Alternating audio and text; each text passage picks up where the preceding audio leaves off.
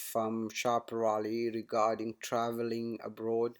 As you can see, I am on the State Department website for passport and international travel. There was a warning issued on March 3, 2016, and today with the events in Brussels, Belgium, things are getting tougher. So for all those who are traveling, especially if you are in H1B or some kind of other non-immigrant visa instead of just or even a green card holder, things are going to be tight at the airport. Few tips, just as a caution, please make sure that you bring all your documents together with you when you're traveling, including if you're an H1B, your approval notice, and also bring with you the employment letter, and have someone available to confirm your employment at the airport.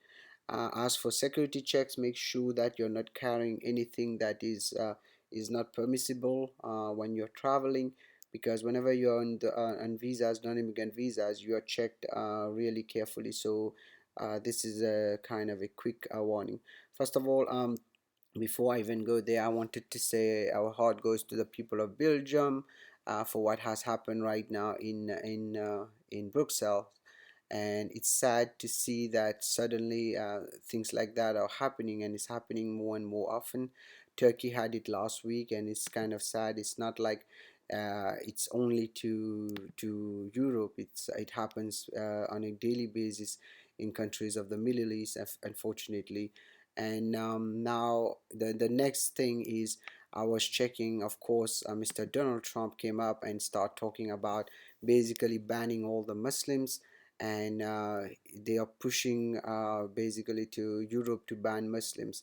First of all, they should think well what they are saying, because um, it's not even something possible, because there are Muslims all around the world, and Muslims are not a country. Muslims are Islam is a religion for Muslim, and it's not a country. It's a group of people, a belief, just like Christians. There are Christians all around the world.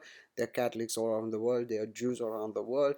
Their nationality are different, but they are not categorized under a country. So whatever Donald Trump is saying, of course, is his xenophobia taking over as usual and taking advantage of the situation.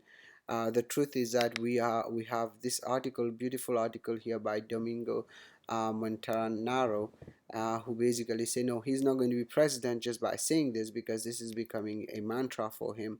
He keeps saying it.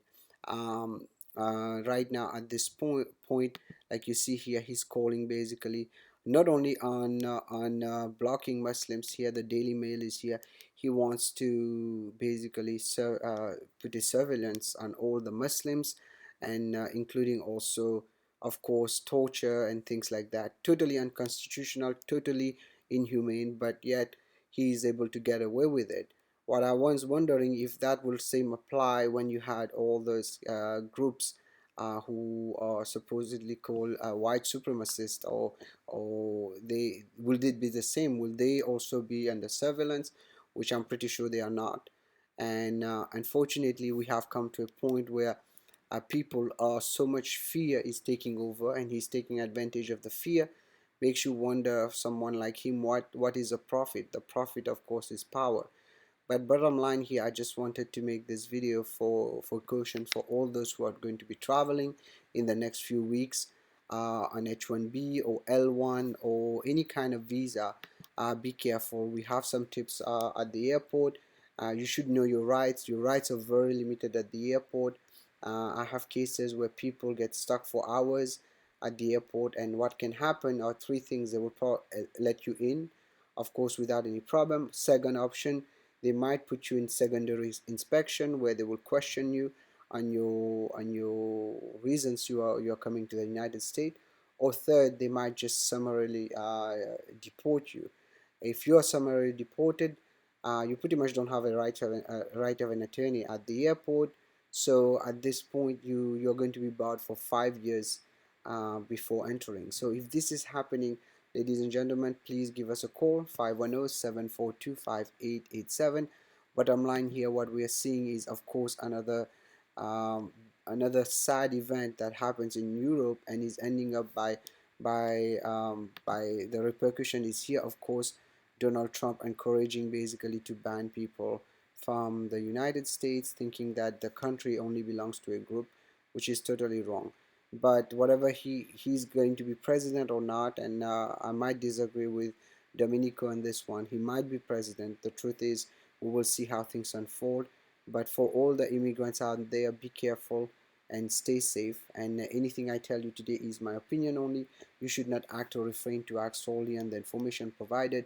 You should contact an attorney if you have any questions.